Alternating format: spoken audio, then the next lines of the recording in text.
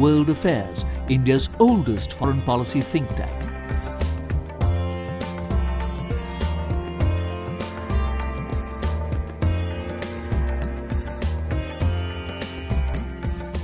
Many people interested in foreign policy have told me when they come to the Indian Council of World Affairs in Sapru House, they feel a great sense of affinity with this institution because this was where the serious study of international relations in India all began.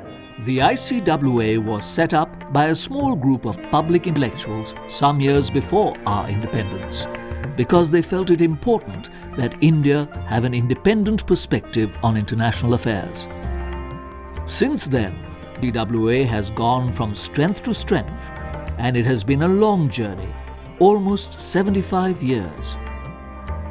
One particular milestone in that journey was in 2001, when the Indian Parliament passed an act declaring the ICWA to be an institution of national importance. We thus became a publicly funded independent think tank.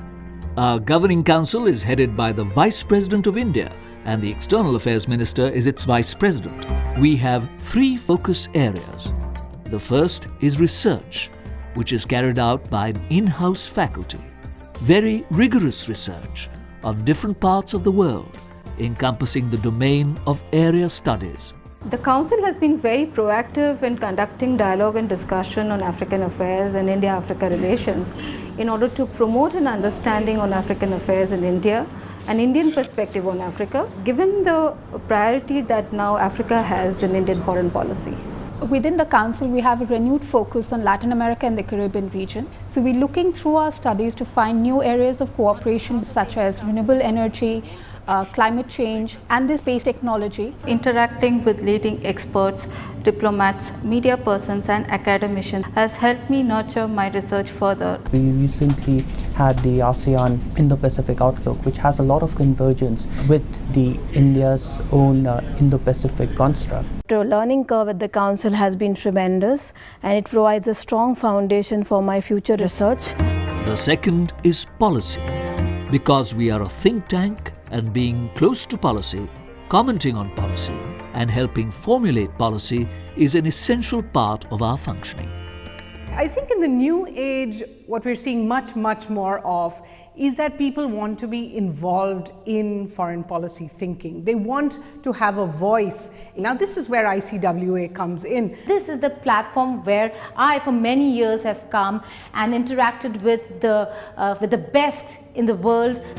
ICWA provides a valued platform for visiting foreign dignitaries to interact with informed Indian audiences. The third is outreach.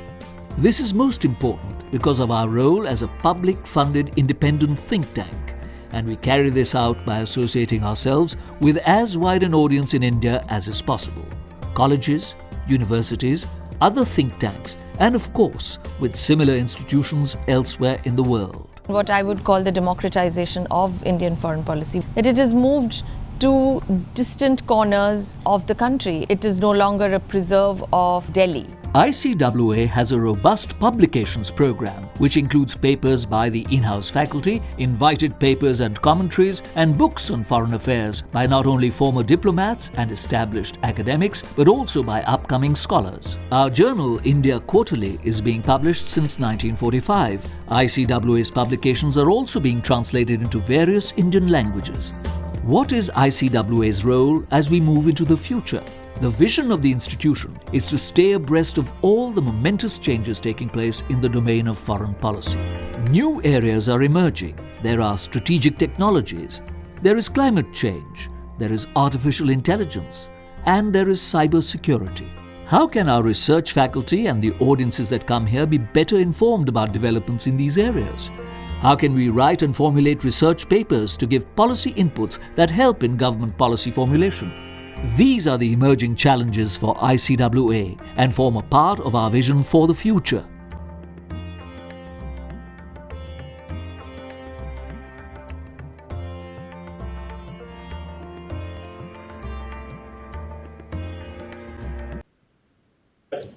All right. A very warm welcome to all our panelists and participants to this ICWA webinar. Antarctica Treaty at 60, India and the White Continent. Antarctica, with its unique wildlife, extreme weather, and unexplored territories, represents the last uninhabited and the fifth largest continent in the world. The Antarctica Treaty and the treaty system regulate the international relations with respect to this continent. Today, however, the White Continent faces multiple challenges, and with it, the ATS is also under stress. To tell us more about the challenges before the continent and the ATS and Antarctica's importance in India's future policy, let me introduce our very distinguished panel.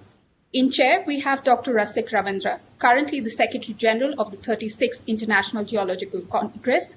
He is also the former Director of National Center for Polar and Ocean Research, Goa, India's nodal organization looking at polar research. Our panelists are Dr. Birgit Njåstad, who leads the Antarctica program at the Norwegian Polar Institute in Norway. She has held various positions in the institute and over the 2 decades of her work has worked extensively on Antarctica management, policy and research related issues. Her remarks would be followed by Dr. Alan D. Hemmings, a specialist on Antarctica governance and geopolitics. He's an adjunct associate professor at Gateway Antarctica Center for Antarctica Studies and Research at the University of Canterbury, New Zealand. We also have with us Captain Sarabjeet Parmar, a serving officer with the Indian Navy and currently the executive director of the National Maritime Foundation. He has written and spoken extensively on maritime security and strategy and was part of the 11th summer expedition to Antarctica. We have Ms. Sulagana Chattopadhyay, who has been working for over 25 years on research and outreach, with a special focus on polar studies, climate change, disaster management, and biodiversity. She's the founder and editor of Geography and You, a multidisciplinary journal magazine focusing on climate change, as well as the founder of a polar policy and advocacy think tank, which looks at the 3 poles. I myself will round up the panel by presenting a few observations before we will open up the floor for discussion. The housekeeping rules for this webinar are fairly simple. For our participants, you can all give in your questions by logging in through the chat window by accepting all terms and conditions. For our panelists, you are requested to kindly mute yourself when not speaking. We will all be able to see the questions that have been posed to the panel, and you can the chair will accordingly proceed with the matter. For our participants, I would request when you please give the questions, please be brief, state your name and affiliation and the speaker you address the question to. Dr. Ravindra, the floor is all yours. Thank you so much, sir. Thank you, Stuti, and very great welcome to all our panelists. I find it's a rare privilege for me to be in audience with the well-known international panelists, including Dr. Allen, Dr. Birgit, Captain Parmar, Sulagana, and fortunately I know most of them, so it's a nice reunion for the old Antarcticans. Can I have my slideshow, please? Yes. I'll just start with a general introduction to Antarctic because most of our viewers will like to know something about the Antarctica and its privileges, its beauty, and the special thing that the continent has to offer to us. And then gradually we will shift to what has been achieved in the last 60 years and what are the challenges, what are the difficulties that we are facing, and whether the future of the treaty looks dim or it's still under pressure. Can I have the presentation, please?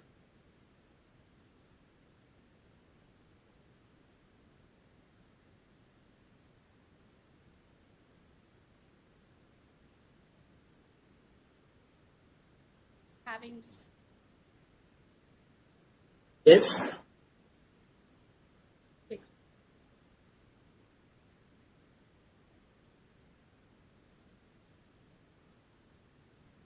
My first slide was just to tell the audience what Antarctica is. It's a huge continent, the pristine one, the unmatched beauty, the great splendor, and all the superlatives that one can think of.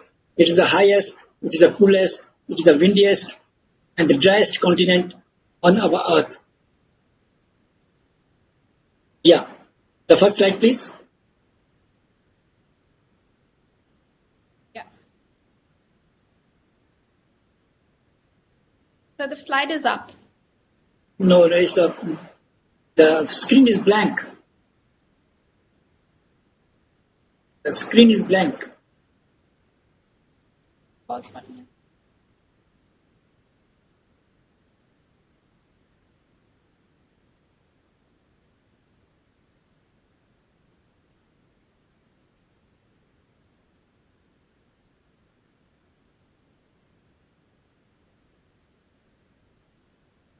You have to go to the slideshow mode. So can you see it now? Yeah. So as I was telling, it's by far the most pristine and the least polluted continent on our planet. And it also is a storehouse of all the superlatives, the highest, the driest, the coldest, the windiest, and above all, it is the emptiest continent on the earth. Normally, it's about 12 million square kilometer, but during the winters, all the sea surrounding Antarctica gets frozen, gets attached to the continent, and the size of the continent doubles up. So it becomes practically 22 million square kilometer in the winters. That's why it's called a setting continent. It gets double of the size during the winters.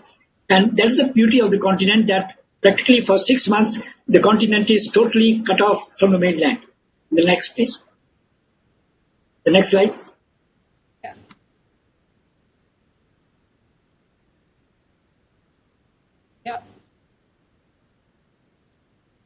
No, it's not showing.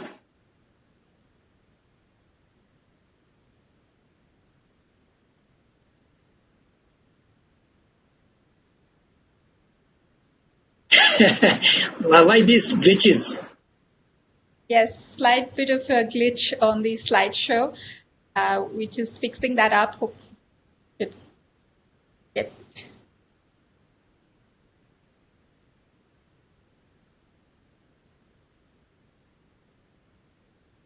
Yes. That's it? Yes. And now just to give you some background of the Antarctic Treaty, as all of us know, it was signed in 1959, and just after about 2 years, in 1961, it came into force, and currently it has got 54 parties, which is called as the consultative parties. The best part of the treaty is that it acknowledges that the entire continent is only for science and environment, and it prohibits any further claim, though it recognizes or it has suppressed certain claims that are already existing by the historical claims, which we call it. So under this background, it is felt that currently the Antarctic Treaty System, what we call as ATS, is facing a lot of institutional development problems, organizational problems, and it appears that there are certain rifts between the people or between the countries, those who have some claims and those countries who do not have any claim or who have not put up any claims. In the side photograph or the slide, you can see the claims of many countries like Norway, Australia, New Zealand, Chile, Argentina, and UK. And on the western sector, you will find that there are overlapping claims between the UK and the Argentina and also possibly Chile. So these are some of the contentious issues which will keep on rising, and even some of the like Falkland conflict was given rise to because of these issues. Next one, please. It's not that in the last 60 years nothing has been achieved. There are many positive things that have been scored by the Antarctic Treaty. It is considered to be one of the best drafted, the smallest treaty with 14 articles only, but it has stood the test of the time. Now, if you see, the treaty has provided a rigorous regime inside Antarctica for about 60 years, and it has ensured that there is a peace, and the international scientific cooperation has been among all the 54 nations that have constitutive status. And it has kept Antarctica out of any military conflicts. That is the biggest achievement. Even during the Cold War period, there were no conflicts reported from Antarctica. Or during the period when the South Africa was facing a lot of problems, at least in Antarctic, there was no such problem. And the Antarctic station of South Africa were very friendly with its neighbors like India and Russia. There's complete absence of any commercial mineral exploitation, though it is well known that Antarctica may have substantial mineral regime because in the pre-Gondwana breakup time, it was attached to India and South America and Africa, which are known for their mineral belts. the most prominent mineral belts of the world, whether they are Precambrian or they are Andes, they contain lead, zinc, copper, they contain platinum minerals. They all pass through Antarctica. So when you have huge mineral deposits in say Australia, in South America, in Africa, and in India, Eastern Ghat of India, it is quite evident that Antarctica cannot be devoid of minerals. But still, knowing all this, Antarctica was kept away from all that mineral exploration or exploitation. Many areas have been protected on the land as well as in the sea. Fisheries have been taken up very cautiously. Environmental problems have been tackled. Responsible tourism has been taken care of. And most of all, important thing is that the historical sites in Antarctica have been maintained. There are practically 90 historical sites and monuments that have been preserved. Next. And as I was telling you, some of the marine protected areas have been protected, and these are the three areas, and I am sure Sulagana is going to speak on that, so I will not touch these points. But you can see from the slide that major part of the Antarctic part of the ocean, Southern Ocean, it has got three major parts, the Ross Sea, the Weddell Sea part, and the Eastern Antarctica part, which have been proposed as a big marine protected areas. The Ross Sea has already been established, but other two are still under negotiation. Next. Next, please. Now the future of... Anything? No, sir. Please continue. Yeah, the future of the treaty, there are several challenges, because right from the time in 1959 or 50s when this treaty was signed, and currently in 2020 or so, there is a sea change in the geopolitics, in the environment, in everything. Earlier in 1959, when the treaty was signed, science was the major currency. But today, there are several issues which have come up. Geopolitical scenario has changed. Climate change has got a lot of impact. Continental shelves of Antarctica are melting away. The sea ice is going away. Biodiversity has been impacted. The rising ambition of the developing nations like Asian countries are growing gradually. China is putting its foot so very strongly. Ideological differences between the countries who have put their claims and those countries who don't have any claim, they are coming up gradually. And the claims on the continental shelf by some countries, some claimant parties like Australia and Norway, they have been put up. So all these things have given rise to some sort of a suspicion among the general countries who are not part of the claimant countries, that what is the future of the treaty, whether it is on the right path, or after 2048, when treaty may come up for a revision, are there any following effect, as Alan has said and Alan has published, that the governance of the Antarctica is facing following problems. I have given some summary of the major points which the experts have given, like Neil, Gilbert, Alan and others, and one can see all of this. The Niels, who was the CEP chairman for quite a long time, he has mentioned very important 3 points, that the main advisory bodies like CEP, CAMLAR and SCAR, they are basically acting as a technical bodies. They don't have much say, except in giving some sort of a scientific guidance. And it's only few countries who take leading part in these meetings, and in those countries also, there are only selected people who take part. So a majority of the people, majority of the countries, majority of the participants, they just keep quiet. Alan has raised very important points, and I think he's going to describe those points, so I will not go in detail. But he has touched upon the hollowing of the Antarctic governance, and he has also raised very relevant points about what is going to happen after 50 years, whether the treaty will still stay or the cracks which will come up, which are already started showing up. Next. Annie Brandy, she's also from New Zealand. She has raised some point, and she has practically pointed out the Chinese increasing influence on the wedge of the Antarctic, which is basically called as a Australian wedge, and they have got now 4 stations in a particular part of the Antarctica, and their influence is continuously growing and growing. And there are other, like the SCAR president also has pointed out that the Antarctic environment is under tremendous pressure, and the human imprints keep on increasing day by day. Next. So this was a paper which came up the Nature, and it has pointed out that the increased membership of the participant countries is also going to cause a problem. Next.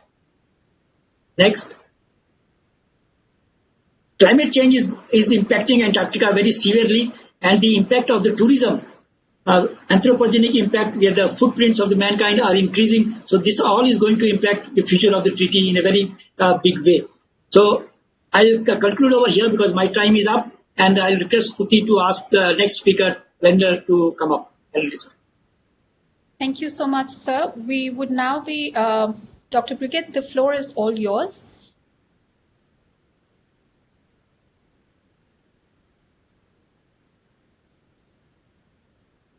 Can you unmute yourself? We can't hear you.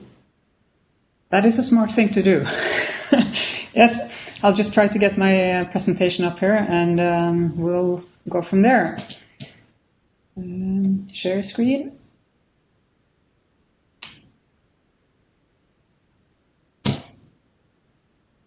Are you able to see my presentation now?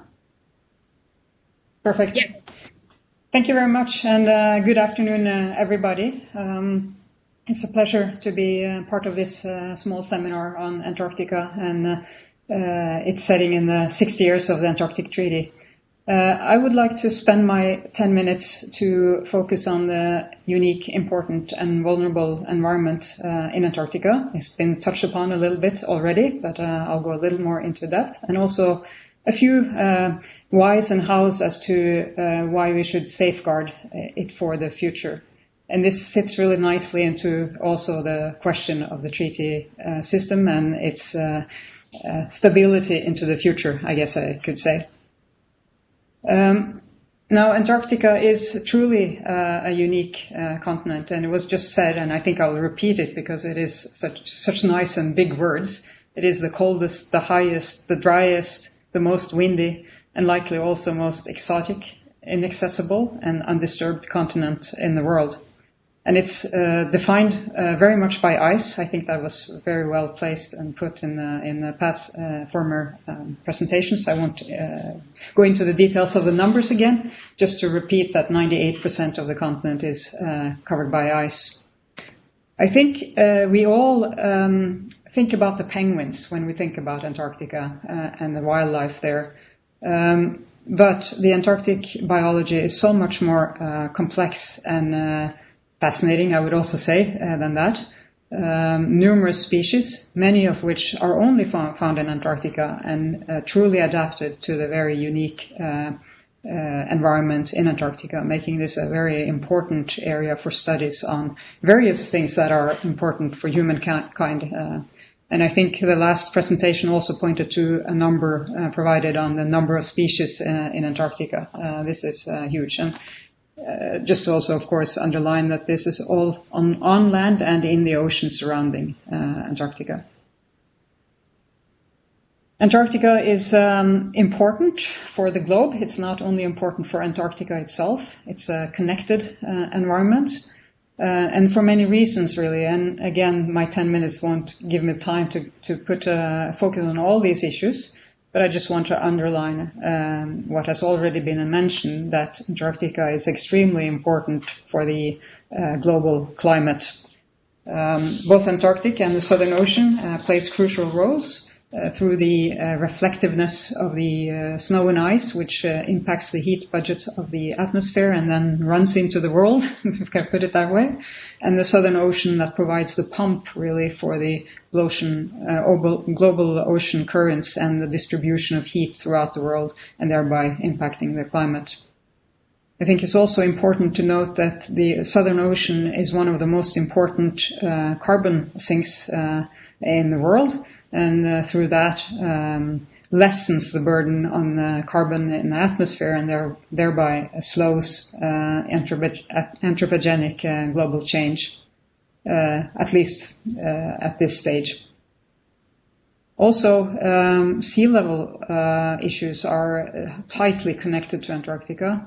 If all the ice in Antarctica were to melt, which it won't do any time very soon, but if it were to melt, that would provide 60 meters of sea level rise in the world. That's tremendous.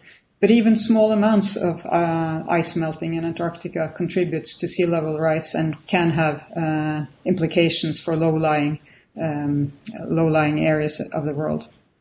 And I think also it's worth mentioning that Antarctica's ice really is a truly magnificent archive of climate data from the past, which gives us an opportunity to study and understand the future changes. The graph you see in the middle of this screen shows ice core record that gives us temperature and carbon data back 800,000 years in Antarctica. So that's important information to understand the future. Antarctica environment, as was mentioned earlier, is under a lot of stress and pressures, and there are numerous pressures. I'll only again just briefly note a few of them. Climate change is definitely by far the most key pressure at this stage, and there's no doubt that Antarctica and regions in Antarctica is experiencing quite substantial change. The Southern Ocean has over the last few decades warmed and become fresher. That has many consequences, and maybe one of the most important consequences is that the warming water influences and melts at a faster rate than before the ice shelves that are surrounding the Antarctica, and which again makes the ice sheet of Antarctica more unstable, and which again may influence sea level rise in the next round. And there are other consequences, of course, of this changes to the ocean. As you can see from the little map up in the right corner, it shows temperature changes over the last few decades. And again, you can see the red and somewhat yellow areas are indicating areas that are seeing fairly substantial temperature rise. And especially the purple line in the graph down to the right shows that the ice is melting at an accelerating rate from Antarctica, and thus providing more input to the ocean and thereby sea level rise. So climate is definitely an important pressure on the Antarctic environment. And this again has consequences, of course, for the living environment in Antarctica. And again, it's hard to, in these few minutes, to say a lot, but suffice it to say, really, that it has both positive and negative changes in distribution and abundance of animals, both on land, both animals and plants, on land and in the ocean. And we really cannot see the full picture of the consequences of these changes and what that might mean for the future. As was mentioned, there is human activity going on in Antarctica, maybe not feeling so big when you look at the big continent and a small number of people, but both tourism and research activity, which are the main activities, really focus their activities in the most vulnerable areas of the continent, and thus provides pressures on the very few areas that are sort of, if you can say it, available and biologically active. Disturbance, trampling, noise, potential introduction of non-native species are all pressures that come out of this increased activity, and both of them are increasing. We see pollution, both from local sources in Antarctica, but maybe more so from sources outside of Antarctica, coming with a long range or long transport through air and the ocean. And you can also note that there is observations of plastic pollutions even in the clean seas of Antarctica.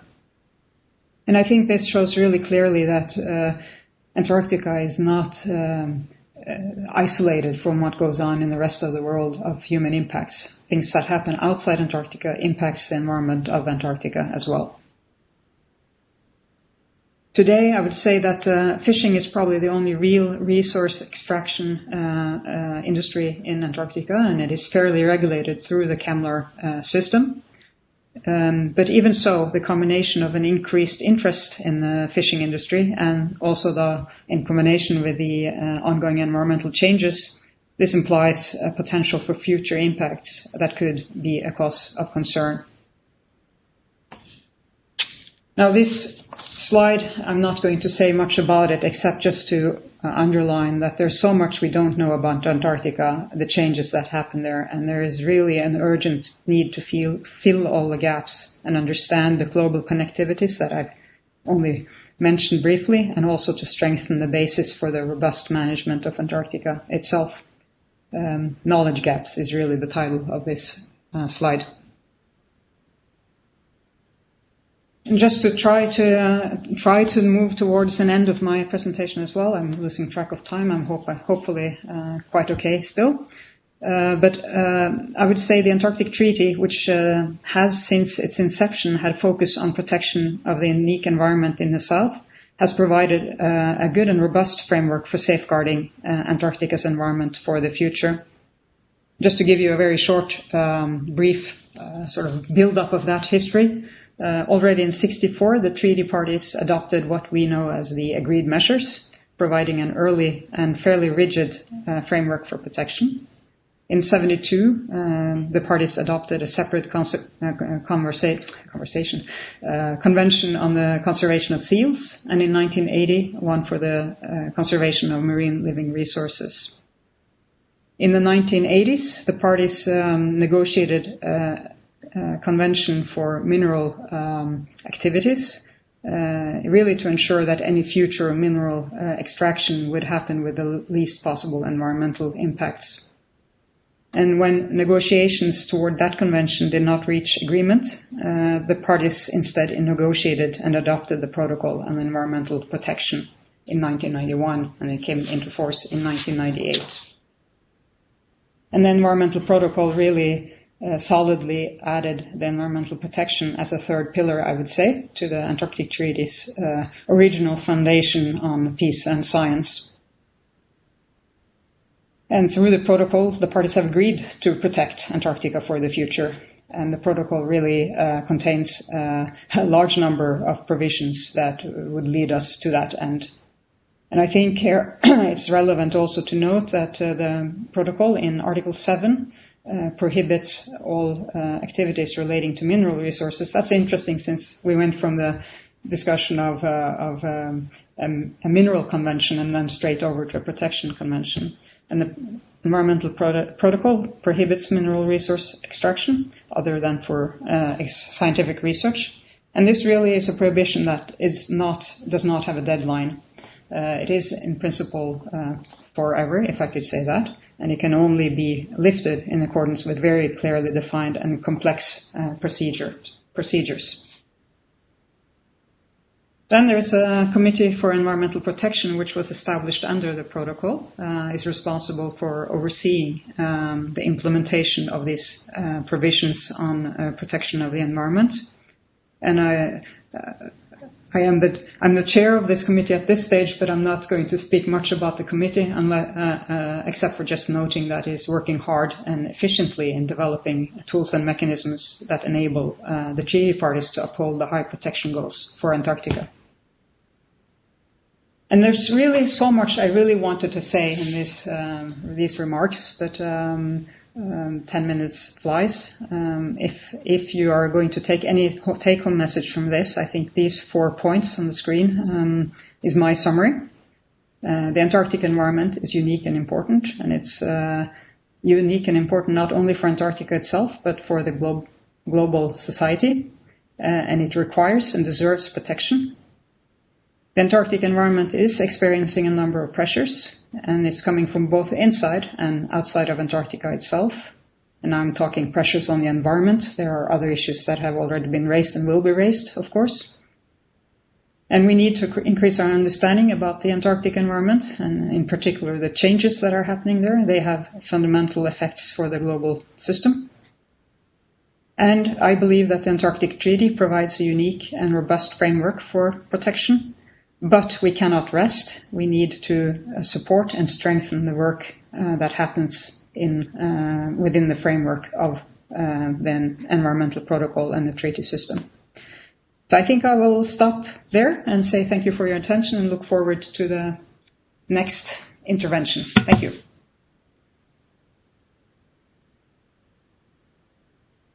Thank you so much, Dr. Birgit. We now move on to Dr. Alan Hemmings. The floor is all yours, sir, and we'll just put up your presentation. Well, thank you very much indeed, and good afternoon to everybody in India. It's a great honour to be amongst such distinguished panellists today. I want to talk about, I suppose, really the kind of geopolitical challenges facing Antarctica. Can we go straight to the next slide, please?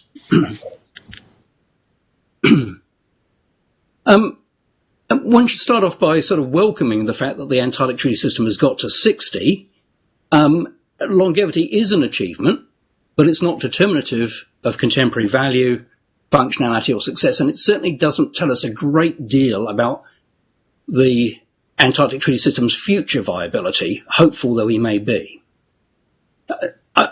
From a sort of cast that's much larger, I've picked sort of 4 key challenges. One, around the consequences of the residual historic structural limitations of the Antarctic Treaty System, part of the kind of foundational hollowness of the Antarctic system.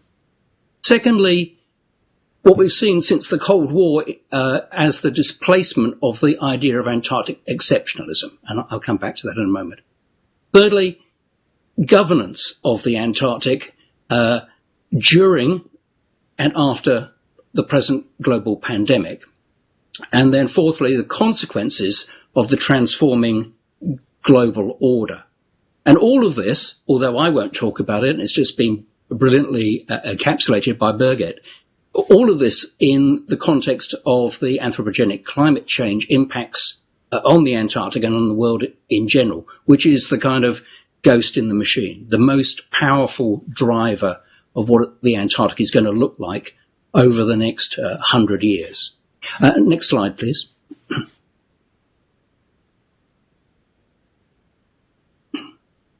So if I go through these challenges one by one, there are just 7 slides all up, and this is number 2.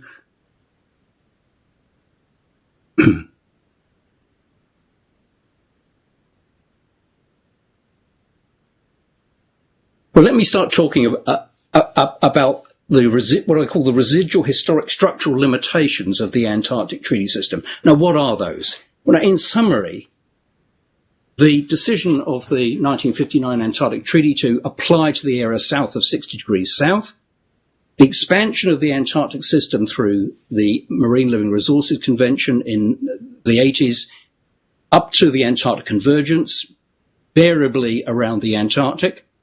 And I have asked whether, in fact, in the second decade of the third decade, I suppose, of the 21st century, these areas are any longer the best geopolitical areas to consider. What was left out of the coverage in the Antarctic Treaty and the subsequent Antarctic Treaty System? Well, amongst other things, whaling, the high seas, what to do about the deep seabed, they were all left to other bodies. The contingent level of demilitarization we were able to achieve in the late 1950s. So we prohibit measures of a military nature, but we allow the use of the military and military equipment in the Antarctic. And are there now issues around that? The fact that as a matter of policy, we fractionated the coverage of Antarctic regulation across 4 operational Antarctic Treaty System instruments, as we've heard. The Antarctic Treaty itself, the SEALS Convention, the Marine Living Resources Convention, and more recently the Madrid Protocol. Now, there are boundary overlaps between most of these, and there are some ambiguities. And what we don't have is an overarching governance body, a council of ministers of the sort, for example, that we see with the Arctic Council in the Arctic, under different circumstances, but we don't have that system in the Antarctic. The criteria for gaining decision-making status the Antarctic Treaty System is open, but there's what I would call a reinforced glass ceiling as far as most states' participation goes. And there is, quite remarkably, after 60 years, still the unresolved territorial sovereignty position. Is Article 4 of the 59 Antarctic Treaty as far as we're ever going to get in terms of addressing contested territorial sovereignty, neo-colonial positions, essentially, in the Antarctic? Now, these remarks speak to the current fitness for purpose of the Antarctic system. Next slide, please.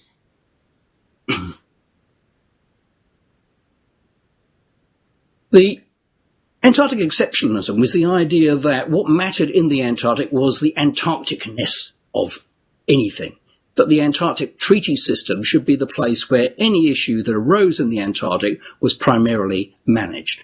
Well, we've moved away from that. And this has happened really since the end of the Cold War and the new sort of commercial imperatives which drive interstate relations, amongst others.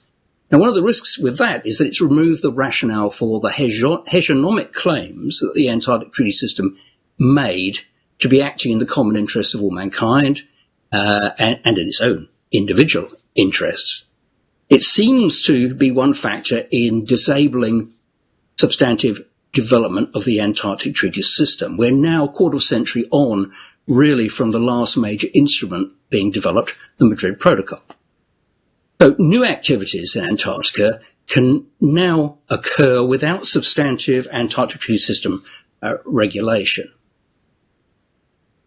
But a different issue is that perhaps without the glue of a process of ongoing regime development, collective purpose weakens. What are states trying to do in Antarctica? Who do they send to the meetings?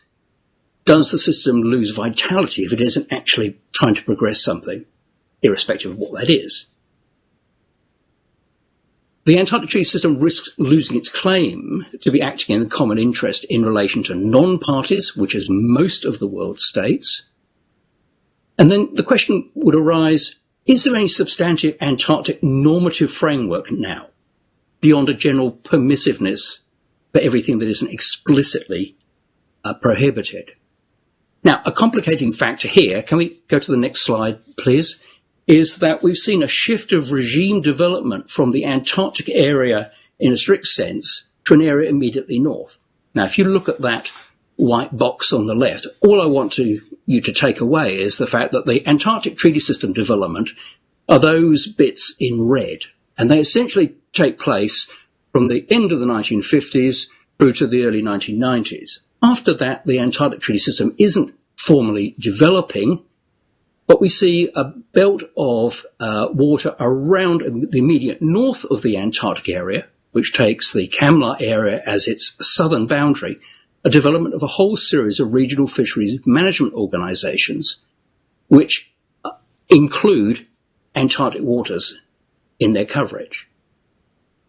And so it's led me to suggest, if you look at the right, that perhaps the more meaningful geopolitical boundary within which to conceive of the Antarctic in the 21st century isn't the area south of 60, isn't necessarily the area south of the Antarctic convergence, but it's somewhere further north. And as an ambit claim, I've suggested that perhaps 35 degrees south. And that takes in part, but not all of, those regional fisheries management organisation areas of application. Next slide, please.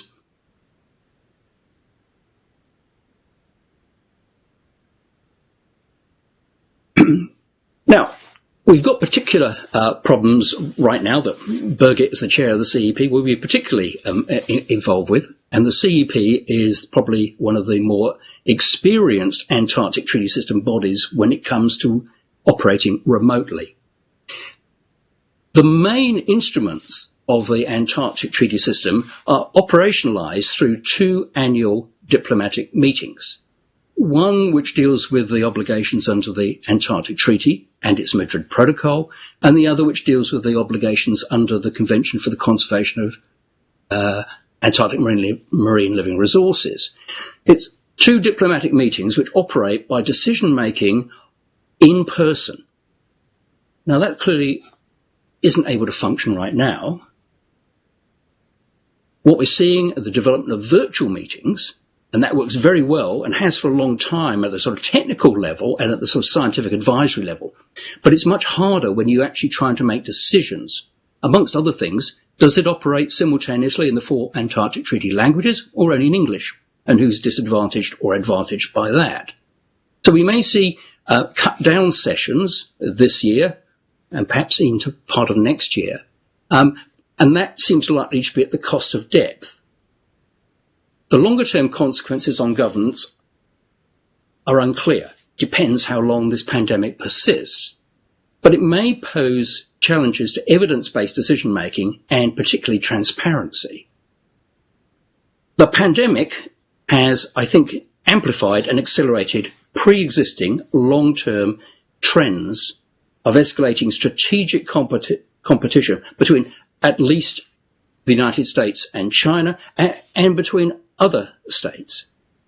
And this seems also to be the case in an already, sadly, increasingly stressed Antarctic geopolitics. Next slide, please. Which takes us to, the elephant in the room, the consequences of the transforming global order. So, crudely, we're seeing the end of the Western-dominated phase of global affairs. We're seeing, in the Antarctic, transformations of capacity and presence. It's not just Western countries which have capacity, skills and ability to operate in the Antarctic, which was the case when the Antarctic Treaty got up and running.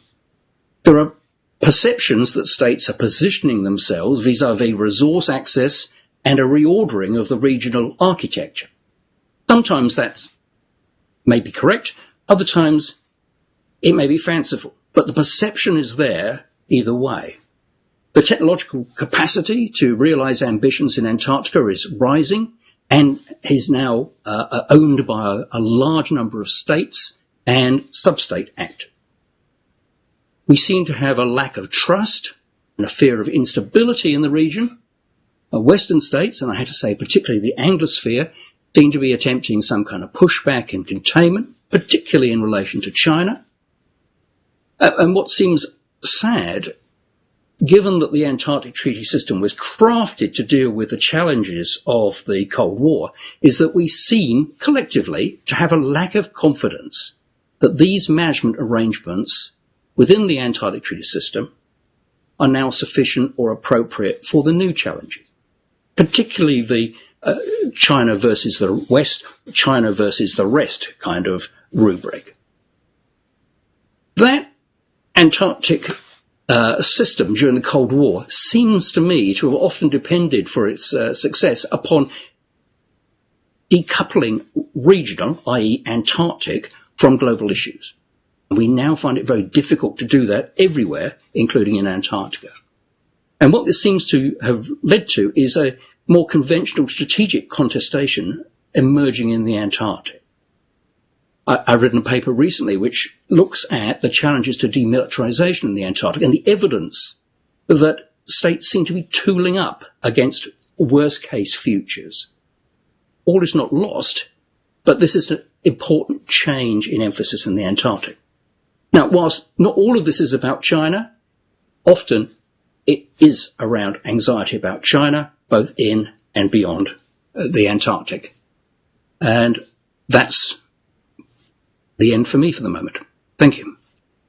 Thank you so much, sir. With that, we now move on to Captain Sarabjeet Parmar, sir. The floor is all yours.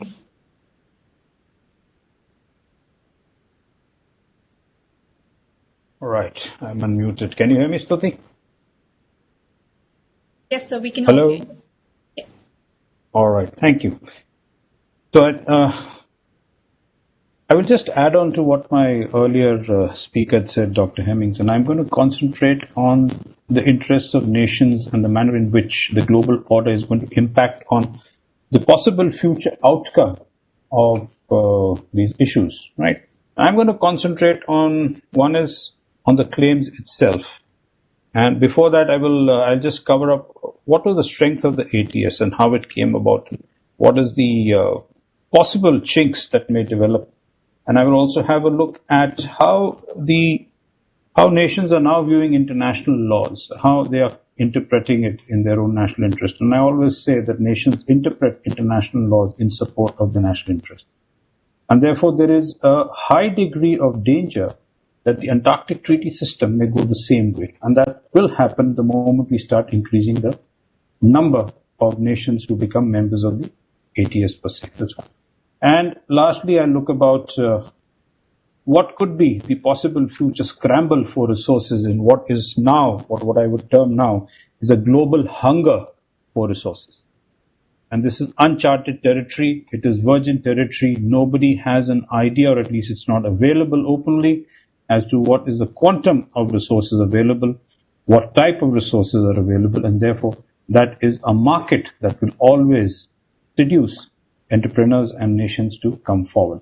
But having said that, let me go ahead to what was said about groups and what Dr. Ravindran had mentioned. But you must remember that when the Antarctic Treaty System was being discussed in 58 and 59, and it came about by around the end of the decade or so, you had UNCLOS 2 in 1960, a dismal failure compared to the Antarctic Treaty System that has held quite strongly with glue. And the two main signatory nations among the initial 12 were the USSR and America. So what is it that made these 12 nations, the original signatories of the nations, come about to develop such a strong treatise that till date has held together itself? And we must remember, 7 of those original signatories all have claims in Antarctica. And out of these claims, 5 of them predate World War II, whereas Chile and Argentina claimed it during World War II. Proximity, maybe it was opportunity. I would not speculate about that right now. But if you look at these nations itself, so what brought them about? One issue, I think, was that the interest during the height of the Cold War was in the Northern Hemisphere. There was already a sort of a conflict going about in the Northern Arctic regions, and therefore Antarctica was far away, and there are 3 European nations who have claims there: France, England, United Kingdom, and Norway. What brought them there? All predating World War II, but after the Cold War started, Antarctica was a distant speck on the horizon, so it was taken, I think, as an understanding that let us therefore develop certain treaties that would ensure that the interests of nations who are embroiled in the Cold War, and remember there are 2 major camps, the attention would not be diverted. Therefore, the success also relied firstly upon that it's a clearly defined and accepted geographical extent. Anything within 60 degrees south latitude is part of the Antarctic Treaty System. That is something missing in the Arctic, and that is where there's a weak link in the Arctic, and it can never be as strong as the Antarctic area till date. Then is a clarity and acceptance that claims will not be accepted. Therefore, there was a reduction in ambiguity.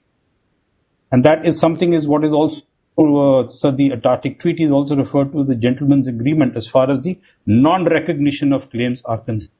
Even among the nations whose claims are there are only 4 nations who respect each other's claims. The rest don't. So that is something that will continue to stand out. And these are all historical claims. And to make a historical claim come true, or to ensure that the historical claim sees light of day, it is a complex process. As Dr. Birgit has mentioned about the complex process of discussions, this falls under that. The other issue was the lesser number of consultative status nations. Today we have 54 signatories, out of which 30 of them are involved in decision making. I'm subject to correction in case my figures are wrong, but this is the last tally I had.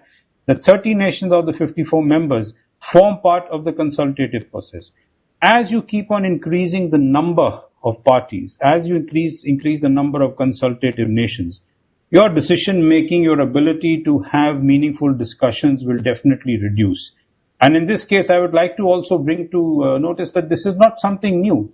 This is something that has been followed over the ages. And if you look at it, even in 1983, you had the Malaysians in the UN who brought about a statement, and I just, let me track it down, which clearly said, and Malaysia said, while recognizing the efforts to ignore territorial claims and promote peace, questioned the restrictive decision-making system with the view that, and I quote unquote, the treaty and its system has become mired in its obsession to maintain a status quo regime advantageous to a privileged few. So this is a thought process that is out there. It is a possibility that this question may come again, that if you are so tight-reined, if you are limiting the number of nations who can come in the consultative process, you will run into a mild degree of problem when it comes to debating certain issues. And there is also a recognition in the Antarctic Treaty that says that there is recognition to existing international laws.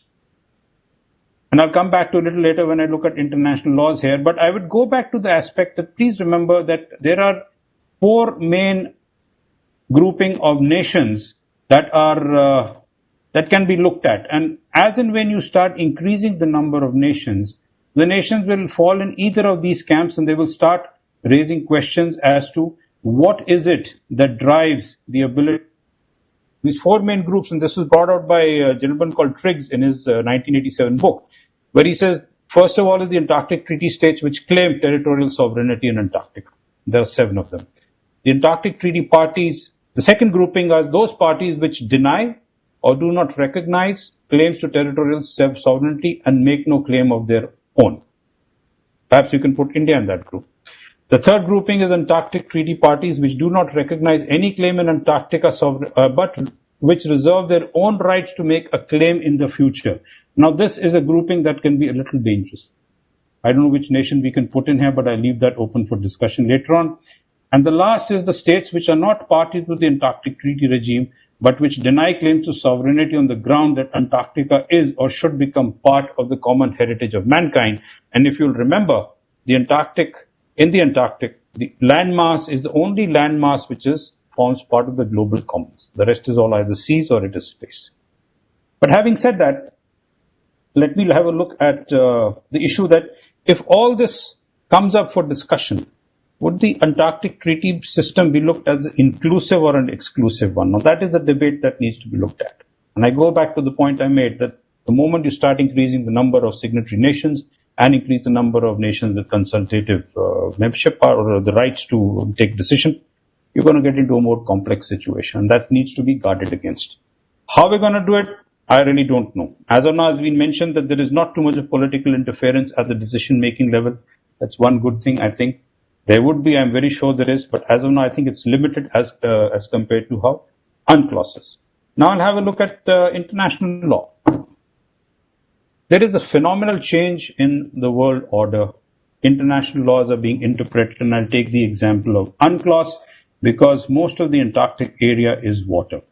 So the main issue I would like to talk about here is the freedom of navigation. And if the Antarctic waters are considered global commons, then of course it is open for navigation by anybody. Today you've got a number of nations who have the ability to sail ships into ice areas. The testing area is the Arctic. It can come down south. We've had a number of Chinese icebreakers coming. The number of ships, including tourist ships that are moving in and out of Antarctica, is slowly increasing. Pandemics have put a little pause to it, but I'm sure it will recover. The moment you have more ships coming in, the issue of pollution, which was addressed, comes up. What is the regulation or the regulatory authority or the ability of the Antarctic Treaty System to correlate with MARPOL? Does it have the authority to fine? How is it going to look after pollution? God forbid if we have an oil spill, how are we going to work that out? Do we have SOPs in place? These are issues that we need to start looking at. And this is going to get even more and more problematic with climate change.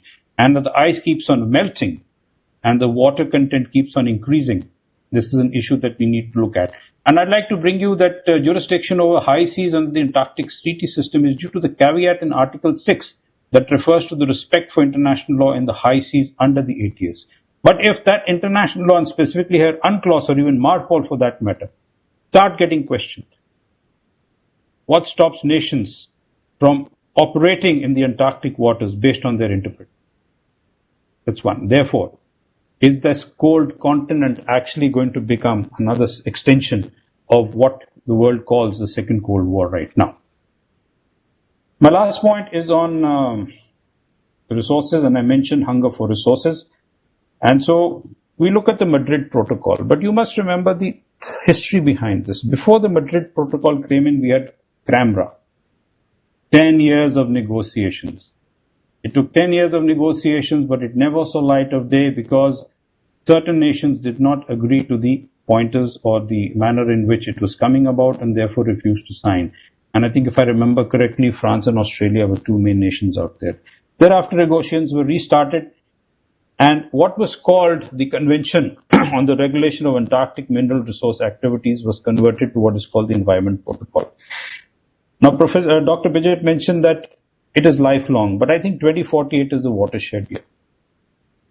God forbid if what all I say comes true and nations start questioning the very rationale or the wordings of all these protocols, then maybe in 2048 there is going to be a door opened so that nations can come in and at least do limited exploration for future exploitation. And that task may become easier for them, because one is the harsh climate of Antarctica, the depth at which those minerals are available, the ability to reach them may be made a little easier with climate change and as and when the ice starts melting continuously.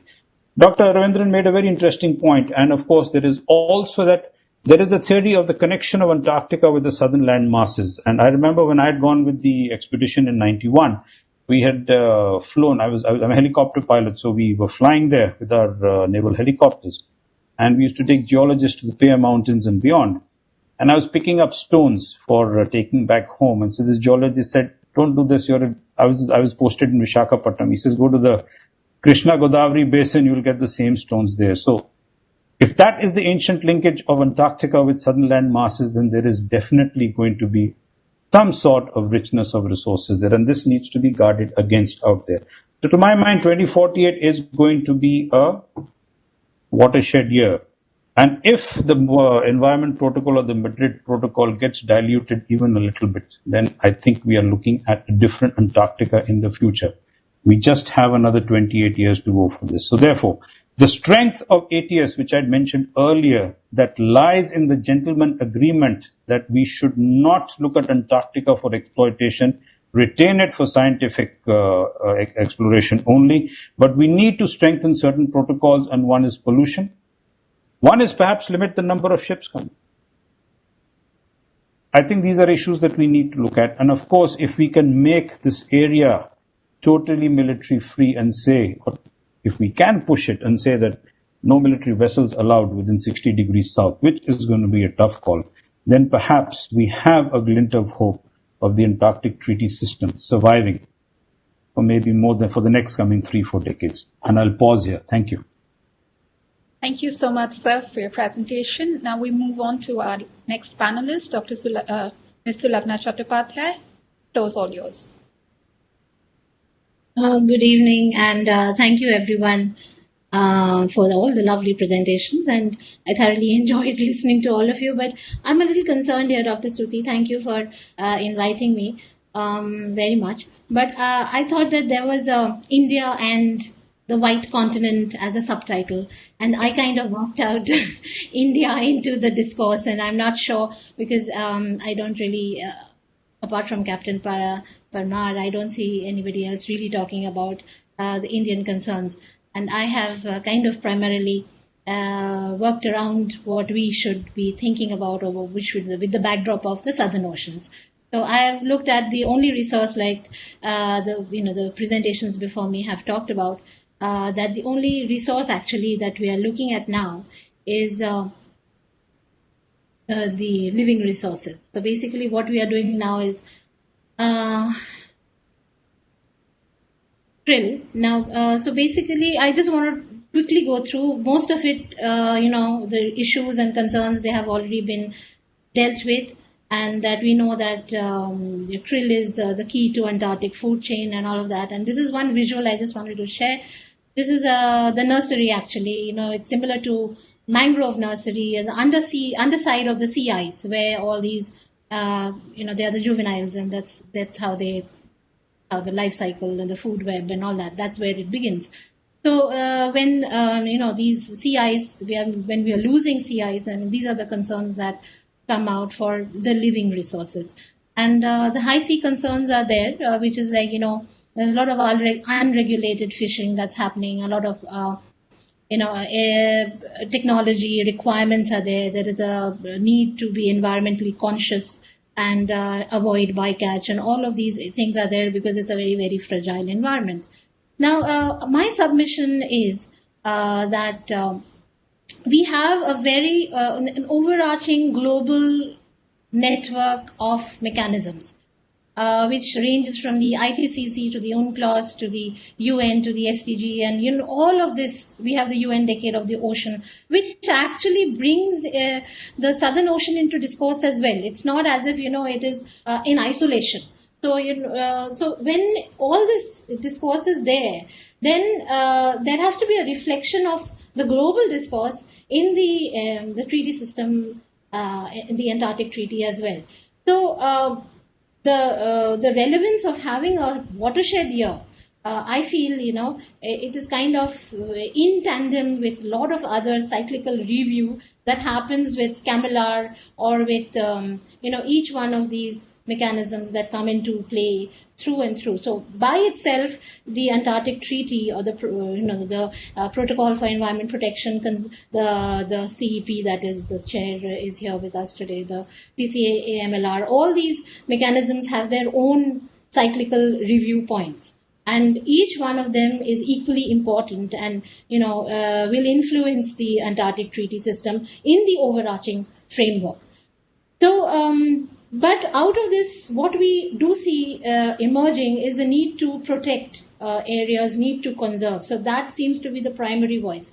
Now, I've just marked on the CCA MLR, marked Maitri and Bharti, which is on, this is, one is in the Indian Ocean sector, if you can see, if I can take, no, I can't. So there are the three broad divisions. So you have the Pacific Ocean side, you have the the Atlantic Ocean side, and you have the Indian Ocean. So these are the three distinct areas, and each area is marked with a certain area code where actually fishing is allowed. A certain quota is awarded, and a certain number of ships are allowed to come in. And that's how the CCA-MLR works out the conservation mechanisms. Now, we see the primary countries that are actually practicing fishing are Chile, China, South Korea, Norway, and Ukraine. And the last year, 2018-19, so we had 12 vessels. This year, we have 14 vessels coming into this area. And one of them is called Shenland, which is from China, which actually specializes in Antarctic krill, and it's probably the world's largest, which is going to raise the capacity by 25%, it seems. Just a visual of how technology is very different for krill. There is a funnel there. There's a net, if you can see, and there's a funnel, and there's a suction that happens, and it onboards the whole krill catch and then processed on board. This is a Chilean ship where you process and you get krill oil, and which is it's claimed to be useful for arthritis. Now, this is a nature, a certain infographic, which talks about, so here what we should be watching out is the colors. So where we see the dark blue, that is the number of vessels that are actually there in that area. So if you see, this is the area which has a number 16 to 20. That is the number of vessels that are there. While the lighter blue are the ones which are the fewer number of vessels. So if you see the Indian Ocean side, so there are very few vessels on that side, and you will see that largely unexploited krill resources are there this side, and the grey blue dots are krill, and the red dots are toothfish. Toothfish is another very predatory fish, which is the highest in the in the food chain in the Antarctic and very sought after. It's called white gold. So if you see that, the Atlantic sector actually is fished primarily for krill, with around 11 to 15 fishing vessels entering that area.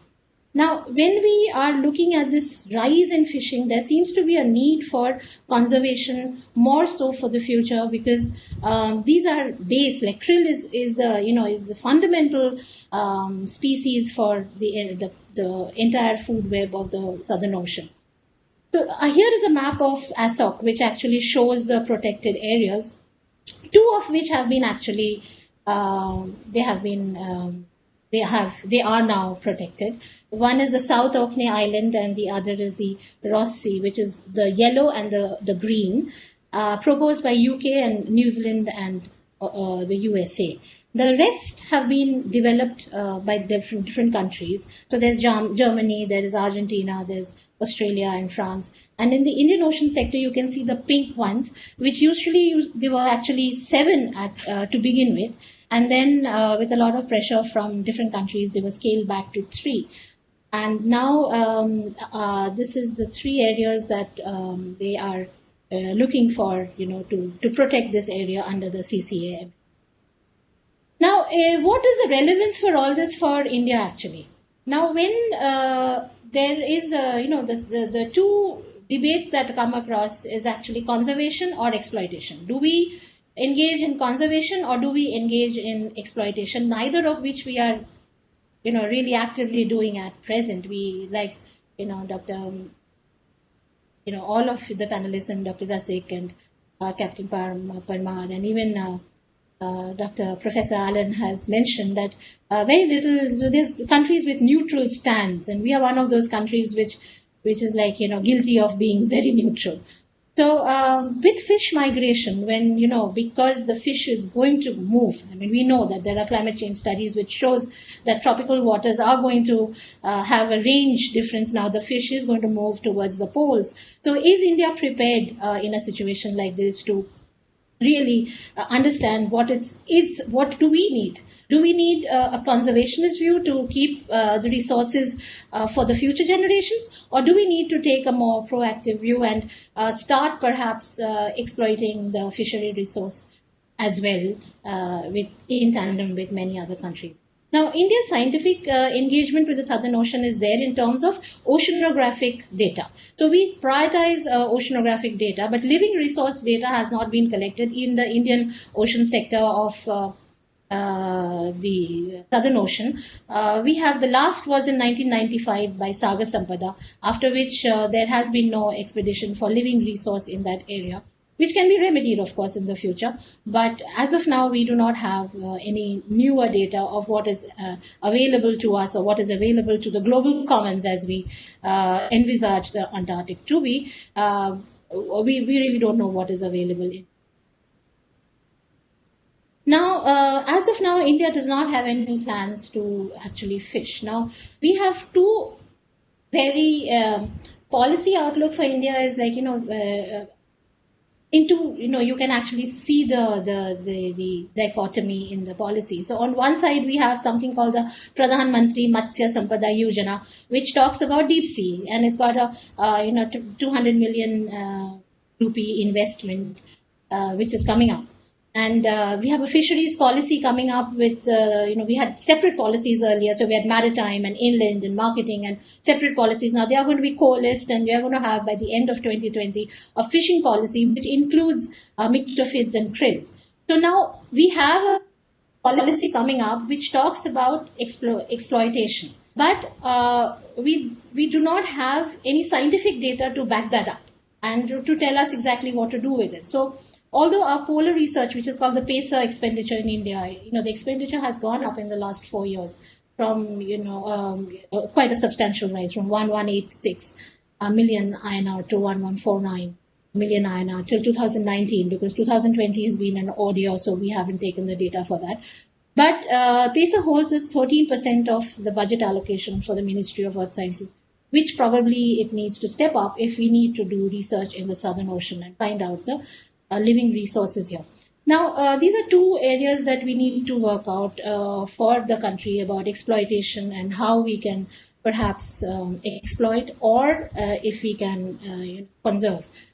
So these are some ideas that I have which we can probably work on, and we can collaborate with Norway for various things. For example, even if it is exploitation, then Norway and India can partner on ship for technology and for sharing of the CCMLR quota that we have. And maybe, we can have diplomatic channels working that out for us. And then we have a lot of bodies with the fishing, Ministry of Fishing, which can, for example, we have SIFNet and MPDA, which can actually work out building capacity for India. So these are a few of the ideas that I've put out there. Thank you.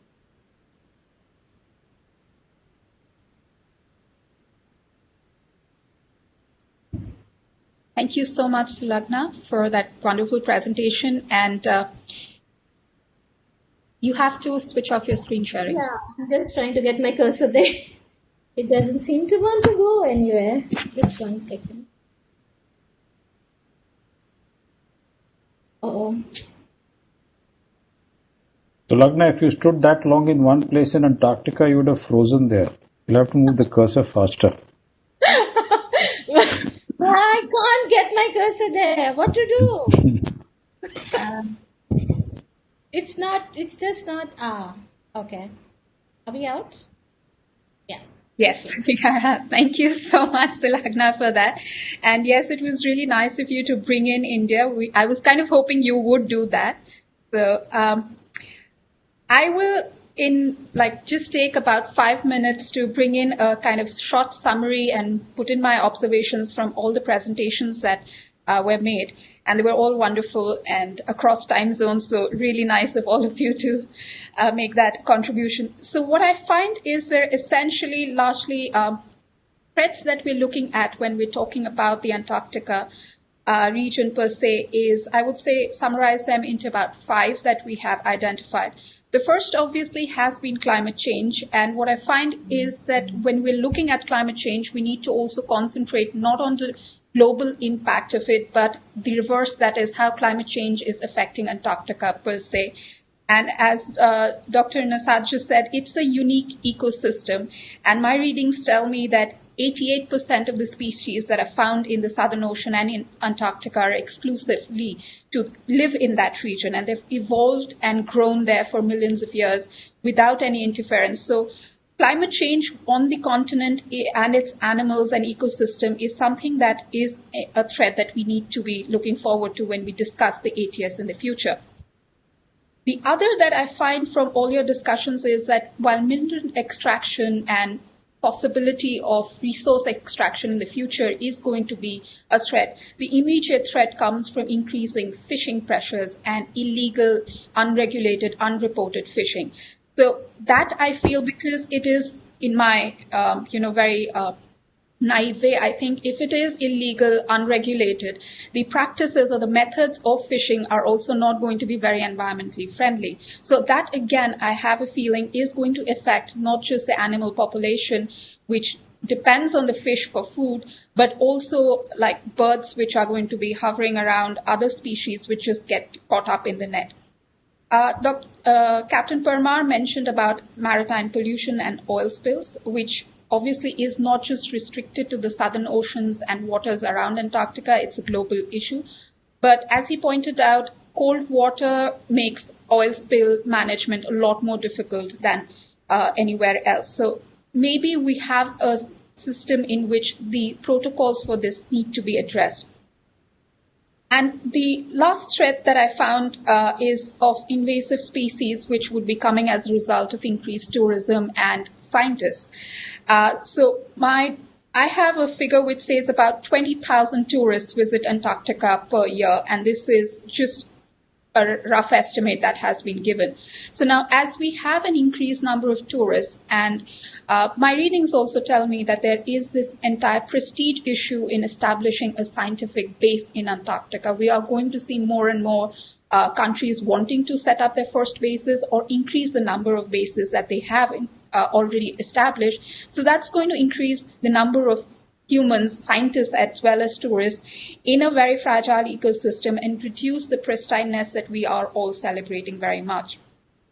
To all of this, I just would like to add, we have this entire debate on protecting Antarctica, but looking at it, it is the ice sheets and the continent holds about 70% of freshwater reserves. Now, as a student of politics, we've all discussed about future possibilities of war on water, and water scarcity is something that we are experiencing right now. So my question in general to the panel would be, are we also looking at the possibility of ice as a resource being scavenged from Antarctica? Is that a possibility that we need to look at? Or thanks to global warming, it's all going to melt up and join the oceans and nothing's going to be left? Yes, we were looking at how Antarctica is going to be important to India. And again, in that, I feel that Sulagana has raised some important issues. And I find in my own capacity that I feel that there are 3 important points on why Antarctica should be important to India.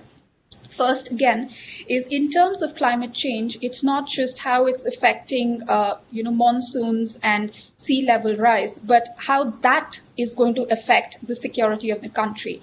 Now, sea level rise is going to mean that about 270 million people who call the coastal regions home in India are going to be displaced or are going to have their livelihood affected.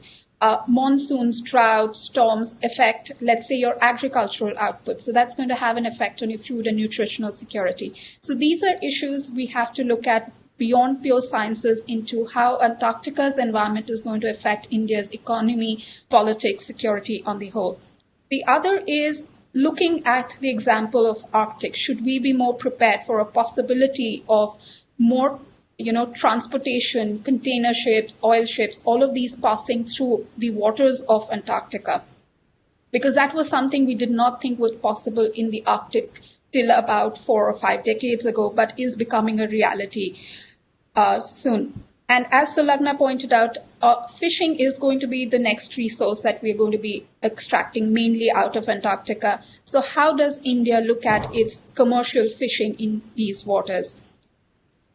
The way forward, I find specifically for India is one, we need to increase the knowledge base on the polar regions, not just Antarctica, but the 2 poles as a whole. And to that, I would also add the 3rd pole, the Himalayas. There has to be a lot more which needs to be talked about, and this has to go beyond pure sciences. From a governmental perspective, I think that the government now needs to become more engaged in the Antarctica Treaty and the treaty system, work with its partners, and kind of build a much more comprehensive roadmap. Maybe perhaps like we have space technology, space cooperation, defense cooperation becoming part of our bilateral relations. Maybe polar research can become something of that sort, which becomes part of a formal treaty or formal joint statements, and we get some amount of attention.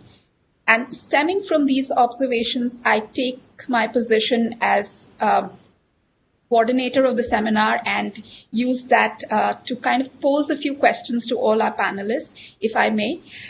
So my question to Dr. Birgit is, you spoke about the environment of Antarctica. I would really like to know from you, what are the changes that are happening within the continent which are also accelerating a change in there? Is there something like we have seen the climate from around the world affecting?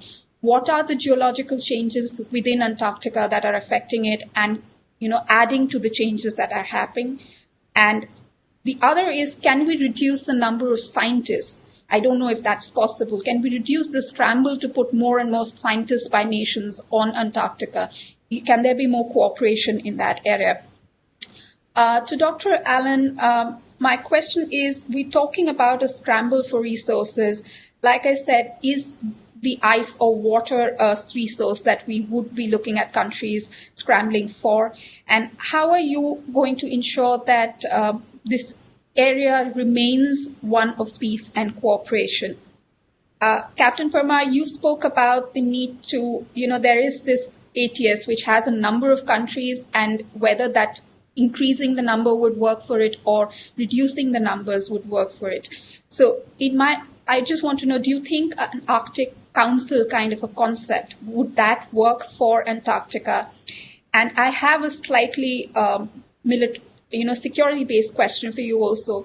Dr. Allen also spoke about how China is increasing its influence in the Antarctica region. It's now looking at it. And unfortunately, history shows that where China's influence grows, other countries kind of become very jittery. So how do we ensure that this region remains demilitarized and there is peace and cooperation here? And for Sulagana, my question to you is, because you look at the Himalayas as well, I would really like to know, how do you connect the Antarctica and the Antarctica Treaty lessons to how we should be protecting the Himalayas? Those are my questions to our panelists. I now open the floor for discussion.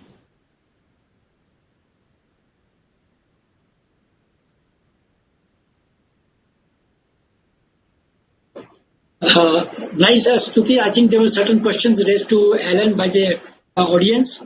Yes. There are also, so will we take those questions now or afterwards? So we can take them now as well. The questions are also visible to our panelists. Maybe they could also see the questions and kind of club them together when they're answering. It's up to you, sir, how you want to conduct it. Yeah, I think since you have raised a question to Dr. Allen, he can also answer the 2 questions that have come from the public. One is, I think he can raise those 2 questions also, which are in the chat box. Dr. Allen, please.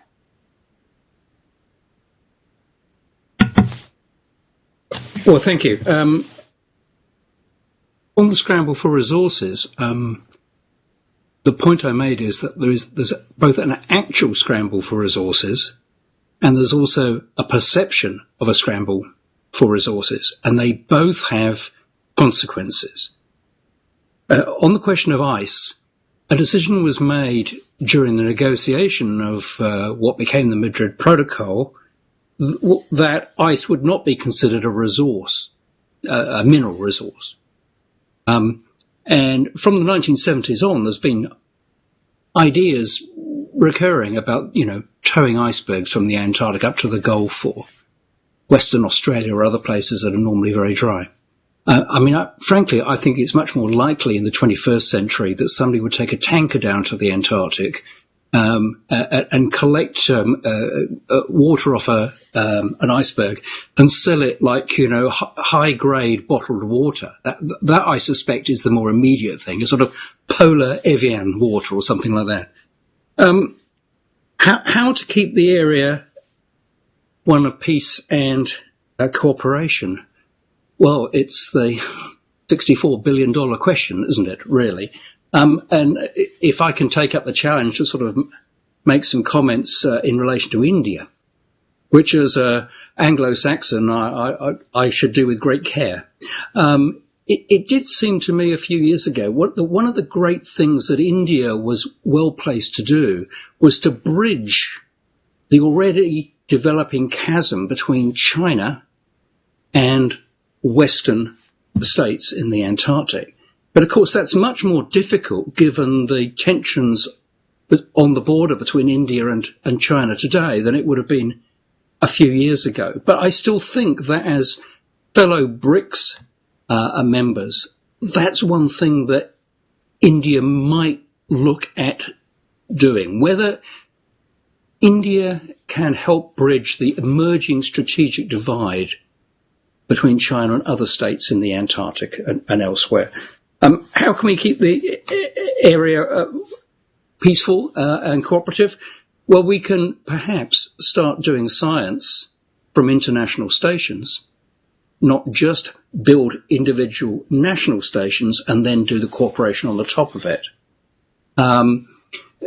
Otherwise, we're going to see every country over the next 20 years, as we head towards 2048, taking their claim to be a decision maker in the Antarctic by plonking their Antarctic station down. And not all of those will produce good science. So perhaps we need to sort of decouple human presence from national flagging to the extent that we can.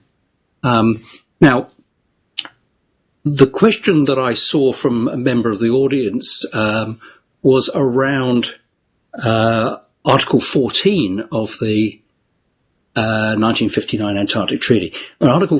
I think it must be a transcription error on the way, because Article 14 says that the four treaty languages, the versions of the Antarctic Treaty in the four treaty languages should be equally authentic. So I don't think that was the question.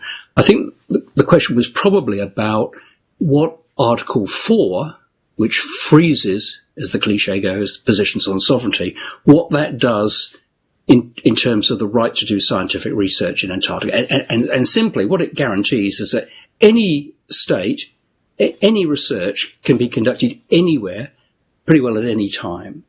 And although countries tend to concentrate in particular areas, it basically repudiates the right of claimants or other states have positions around claimancy.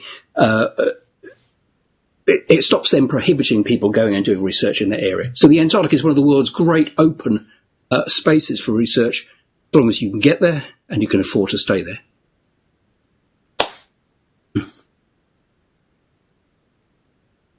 Dr. Allen, there was one question from one Dr. Sanjeev Kumar, and he's asking you, in the perspective of the growing role of China, how do you feel the intervention of Russia can help?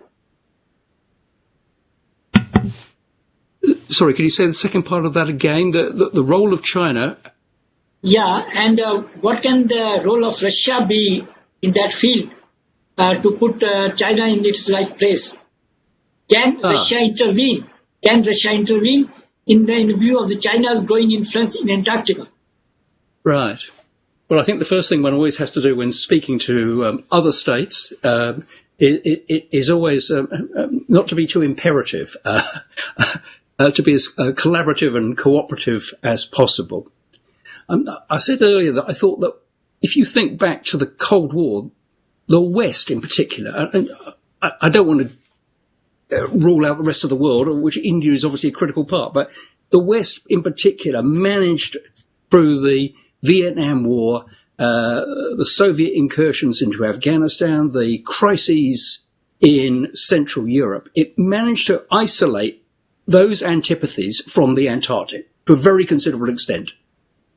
I think if we want to engage with China in the Antarctic, we frankly have to not forget, but put to one side, the tensions on your border, the tensions in the South China Sea, our attitudes towards Hong Kong, etc., etc., etc. Not because it's not legitimate for other people of goodwill to have views on those, but because unless we have some area where we can talk without those things impinging, we aren't going to get anywhere. And I suppose it's an argument for maybe seeing the Antarctic as what we used to call an area for building confidence. And so that would be my recommendation from the margins about how to engage with China and around fundamental things like protecting the Antarctic environment and understanding climate change. I think the Chinese are likely to have basically the same interests as everybody else on this small blue planet of ours.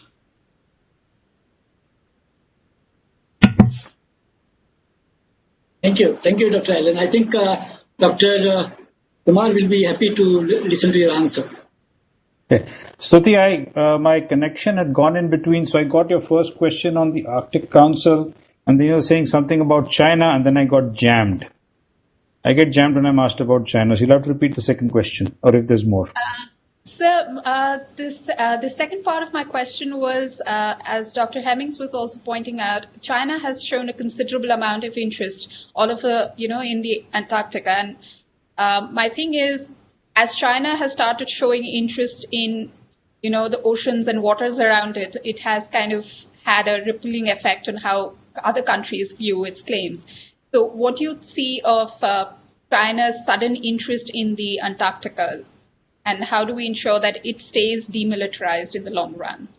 So if I may just pose the other question that has been asked to you, it is on, you brought up the concern on increasing maritime traffic in the polar regions. The IMO polar codes, which entered into force on 1st January 2017, applies also to ships in the Antarctic waters. What is your assessment of the potential of this code? This is a question which has been posed by Archana Negi to you. Okay. So, all right. As far as the Arctic Council goes, I would not recommend looking at an Antarctic Council.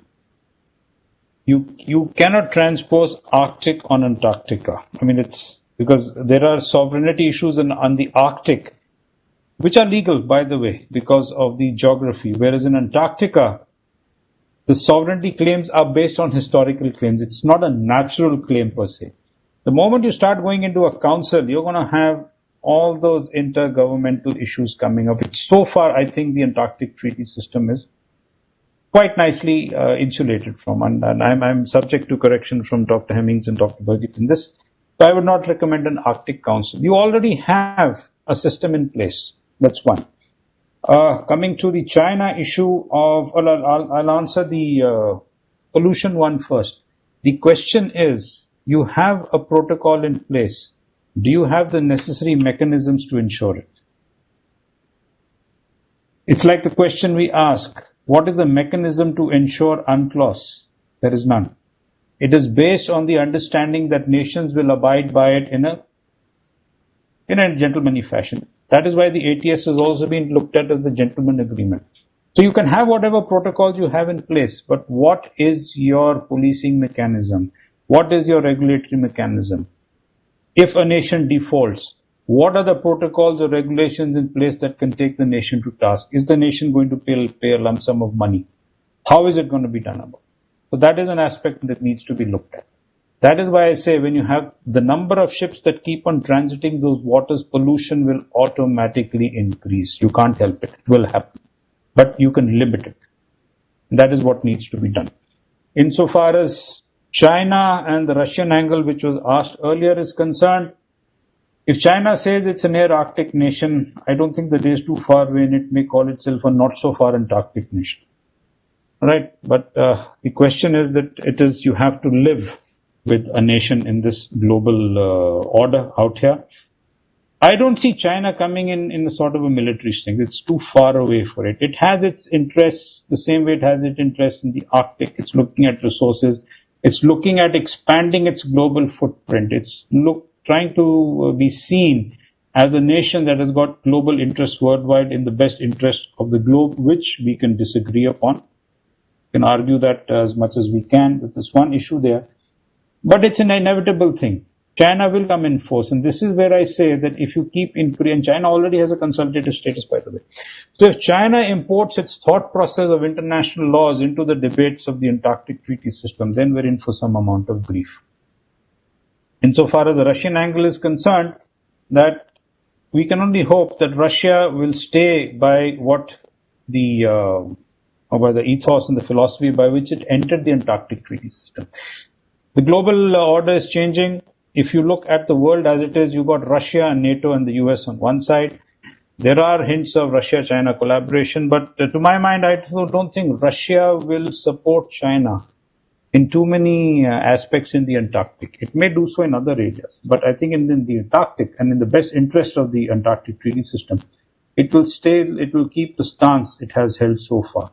And that is my hope, that that will ensure the longevity of the Antarctic Treaty System. And since India was one issue to be mentioned, I think India can play a major role in steering a lot of these debates and discussions. We've been there since 1982. You look at it, our presence in Antarctica is the first expedition, if I remember, Dr. Ravindra, was 1982, if I'm correct, the Weddell Sea. I don't remember which one it was. But we've been there for a long time. We need to push this agenda. And I'll pause here. Yes, sir. There was a question from our audience to Dr. Birgit about the Antarctic lakes. And the question was that, in your opinion, what is the significance of Antarctic lakes in context of the Antarctic environment and the evolutionary history? Yeah, thank you. I'll see if I can both try to touch upon that and also the questions posed from the convener here. I'll start, I think, with the question of the changes in Antarctica and whether there are changes in Antarctica that also happens that are influencing the bigger picture, if that was my understanding of the question. And I think this is sort of should I call it an evil circle, maybe in one sense, is changes happening in the global system affects Antarctica, which then makes changes that affects the global system and then goes on like that. I don't think I can point to any specific Antarctic-specific thing that is sort of decoupled from the bigger global question of climate warming impacting the system and then impacting the Antarctic system, which impacts the global system and so on. I might have misunderstood the question, so you please come back to me on that one if you want more thinking on it. When it comes to lakes, I'm certainly no expert, but I would say my answer on that is that Antarctic lakes, as any specific environment in Antarctica, is in itself unique, simply by being in Antarctica and having the organisms and the physics as they have. So there are very few lakes in Antarctica, but there are some lakes in areas where you will have open water in the very brief summer, and which will of course freeze over in the winter. And you have organisms in these lakes. That means you have a very unique microenvironment, which maybe doesn't really impact or have a big influence on the Antarctic environment as such, but in itself is a unique environment.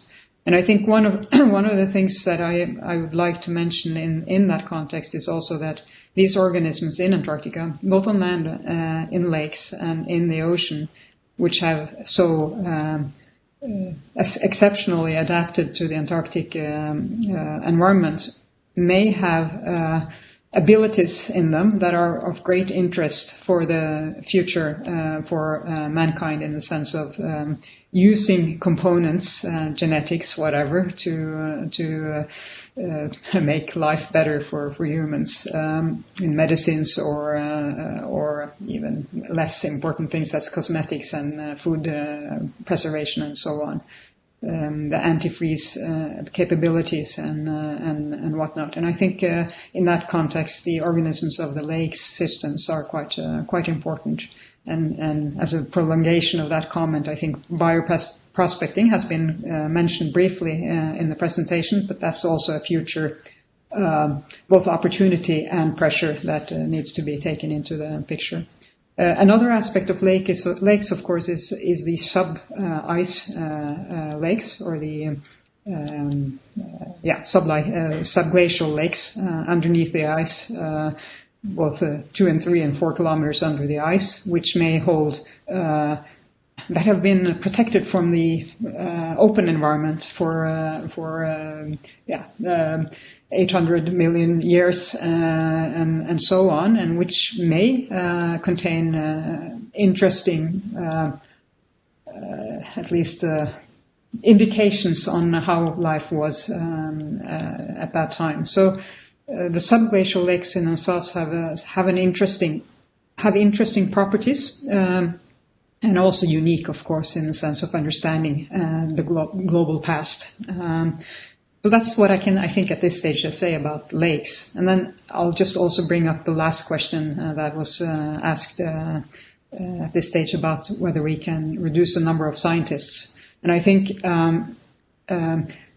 it's a fair question, I think, and maybe it should go along, can we reduce the number of people in general? So there are several aspects of this. I think I made the point that we need more knowledge, and to get knowledge we need science, and to have science we need scientists, and researchers are quite important in that context for Antarctica. However, I think it is fair to say that in the present day there are new opportunities in getting information. We have much more new technology that may enable us to have less impactful, in the sense of presence, activities in Antarctica in the future. It cannot be replaced at this stage, but you certainly have a lot of more opportunities to do things or do studies more efficiently with remote and non-intrusive technology. In addition to sort of the big data picture, of course, that provides abilities to use bigger data stream available for these studies. And I think also in this context, it's interesting to look at Alan's comments about the international stations. Number of stations also has an impact on number of researchers, if you want to look at that way. And again, if you look at more collaborative work, more collaboration around stations, that would certainly have an impact in that direction. And as a prolongation of that comment, I think I think Alan hinted to this flag raising with the stations, of course, is rooted in the Antarctic Treaty's example that decision power in the treaty system is you get that by having a station in Antarctica. That's not really what the treaty says. It says that you should have active interest, scientific interest, that can be conducted in many ways. And I think in that sense, the idea of more collaboration and less stations is an interesting and useful one.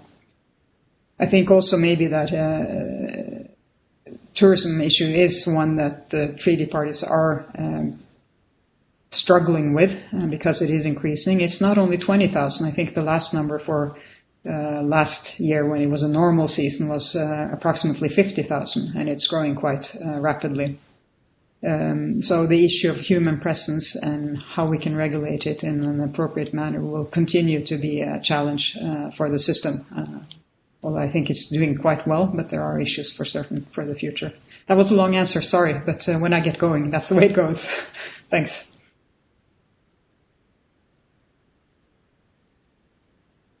Well, Birgit, I think that was very informative. Thank you very much. There's just one more question, and anybody can answer that. That is by one of the attendees, and he says that since the Antarctic temperatures are rising 3 times than the global average, is the Antarctic treaty system capable of handling this? Or what are the plans which we have in hand to take care of such things? If any one of you will answer that question.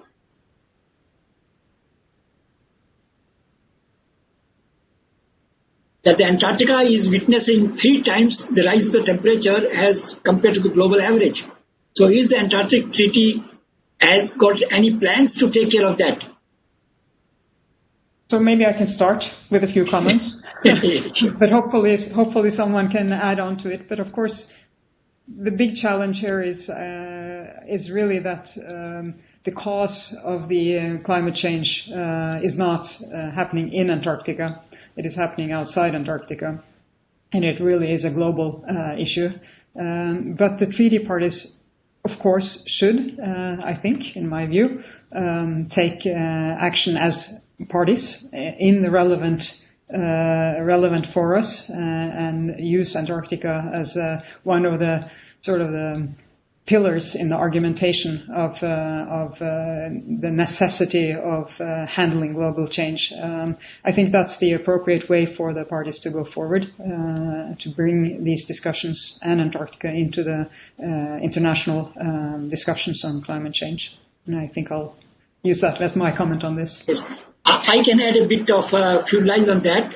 In fact, when the IPCC takes this global warming concept into the question and in the debates, most of their scientific data, when it comes to the cryosphere, the ice-bound areas, whether it is Antarctica or Arctic or Himalaya or the mountains in the Andes, most of the scientific data comes from SCAR and from Antarctica.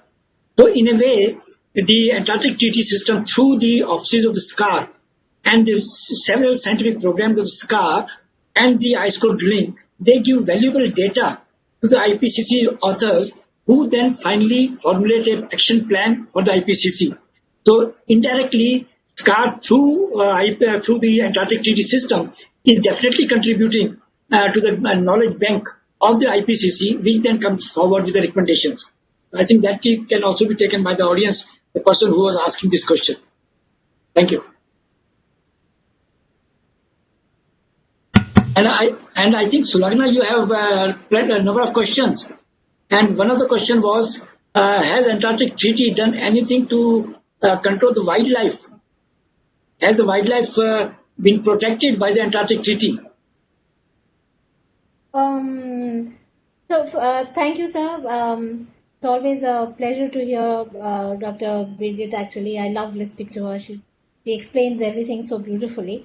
But just one question before. I think Dr. Stuti also asked me about our, sir, if you recall, we did this Himalaya connection, and so actually the connect is more with the Arctic Council than actually the Antarctic Council, Dr. Stuti, actually. Because it's a sovereign area. Himalaya is under, it is sovereign states are there. So there are exactly 8 states, just like the Arctic. So there are 8 states. So even Himalayas have 8 states. So we are more close to the Arctic Council than to the Antarctic, because Antarctic is about global commons. Himalaya is not global commons. Himalaya belongs to certain, countries.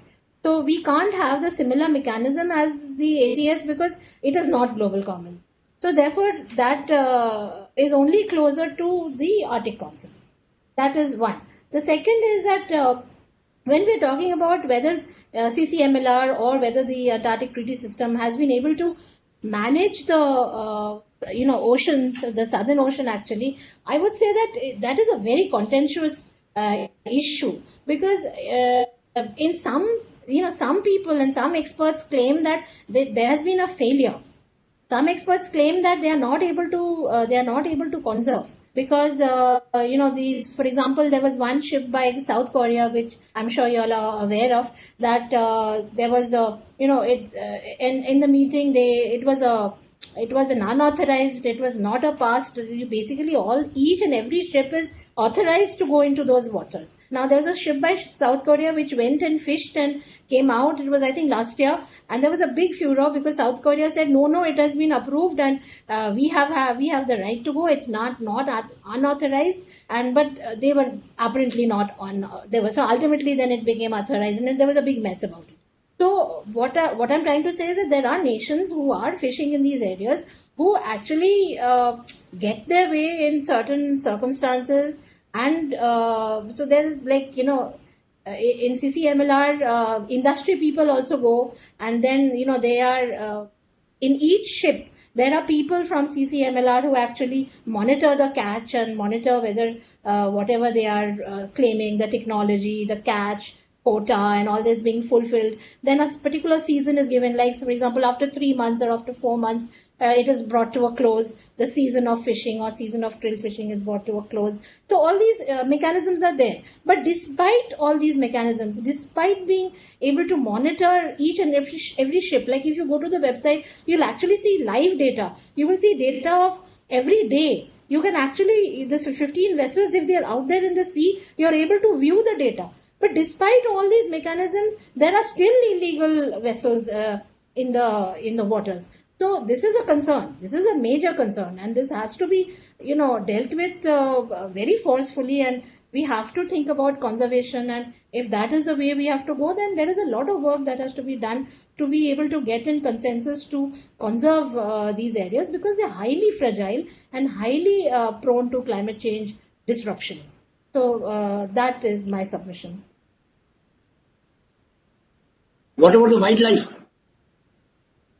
The wildlife in Antarctica will obviously, the food web, if it's get affected, it will all get affected. So, for example, there are certain species, correct me if I'm wrong, Dr. Birgit, there is something called the rock cod. Rock, is that what it's called? Rock cod or rock?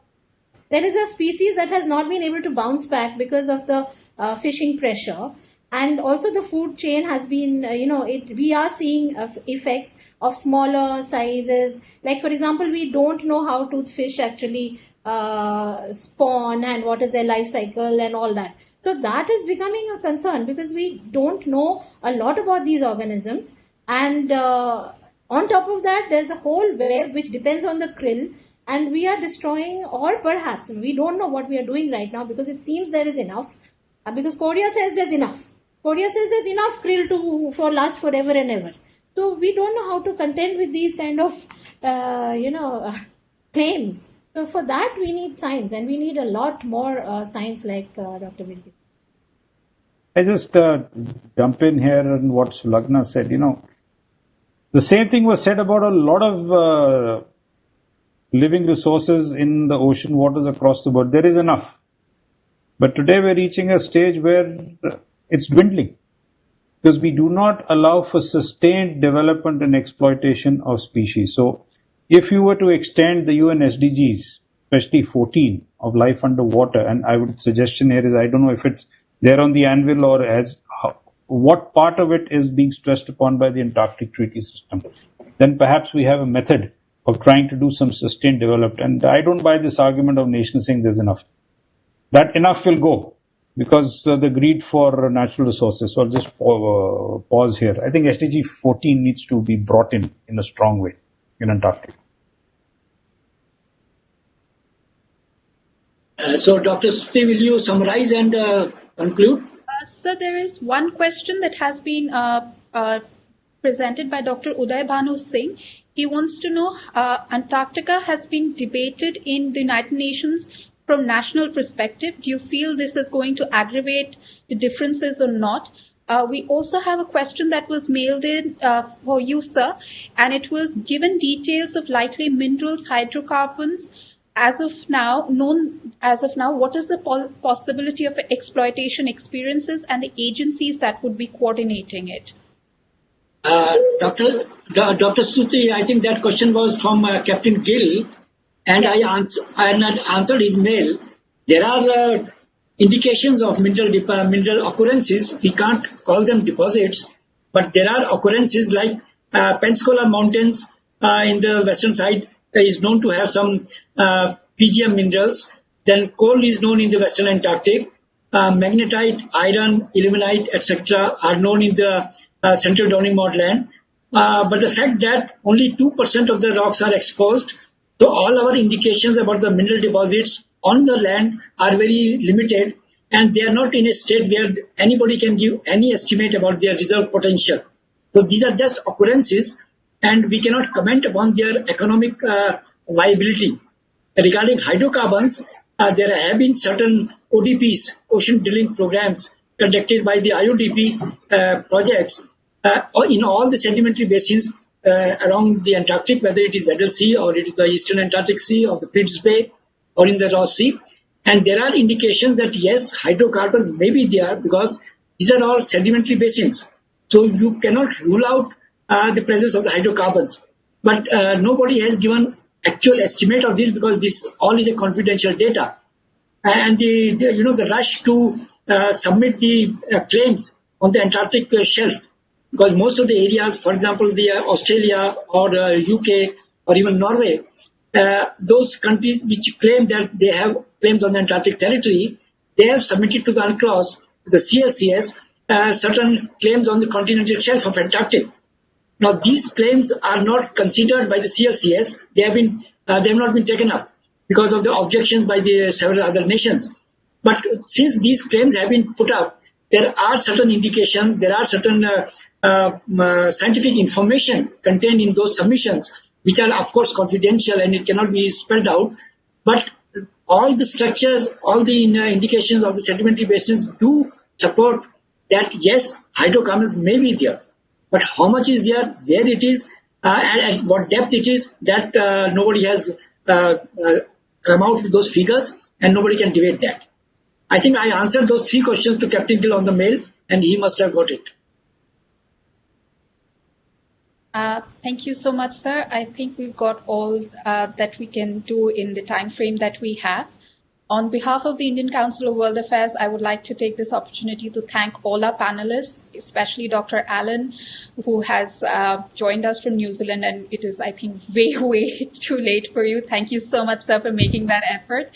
I thank all our other panelists. They've also taken out a lot of their valuable time and given it to us. I thank our participants for their questions, for taking part in this first effort that was made by the ICWA. Thank you so much, and please do stay with us for our future events. We hope